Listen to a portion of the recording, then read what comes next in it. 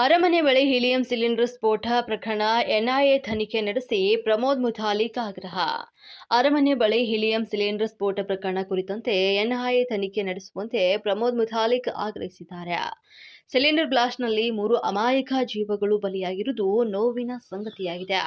ಘಟನೆ ಬಗ್ಗೆ ಸಂಶಯವಿದ್ದು helium gas balloon ಮಾರಾಟಗಾರರೆಂದು ಹೇಳಿಕೊಂಡಿರುವಂತಹ ಉತ್ತರ ಪ್ರದೇಶದ ಸಲೀಂ ಸೇರಿದಂತೆ 4 ಲಾಡ್ಜ್ನಲ್ಲಿ ಒಂದೇ ಕೊಠಡಿಯಲ್ಲಿ ತಂಗಿದ್ರಂತ ಪೊಲೀಸರು ಹೇಳ್ತಾ ಇದ್ದಾರೆ.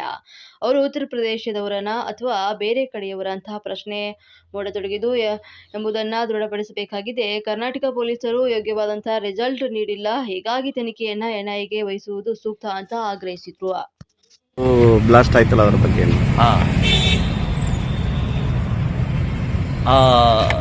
ಗ್ಯಾಸಿನ ಒಂದು ಸ್ಫೋಟ ಆಗಿ 3 ಮೃತ್ಯು ಆಯಿತು. ಅದನ್ನು ನಾನು ಖಂಡಿಸ್ತಾ ಇದ್ದೀನಿ. ಅಲಿ ಅನ್ನುವಂಥವನು ಮತ್ತು ಅವನ ಜೊತೆಗೆ ಇನ್ನೂ 1-2-3 ಜನ ಉತ್ತರ ಪ್ರದೇಶದಿಂದ ಇಲ್ಲಿ ಬಂದಿದ್ದಾರೆ.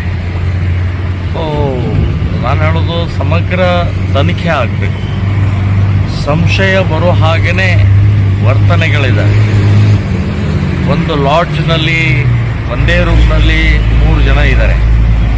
ಸೊ ಅವ್ರದ್ದು ನಿಜವಾಗಿಯೂ ಉತ್ತರ ಪ್ರದೇಶದವರೇನಾ ಅಥವಾ ಇನ್ನೆಲ್ಲಿಂದನೇ ಬಂದಿದ್ದಾರೋ ಅಂತನ್ನುವಂಥದ್ದು ಇದನ್ನು ಸಮಗ್ರ ತನಿಖೆ ಆಗಬೇಕು.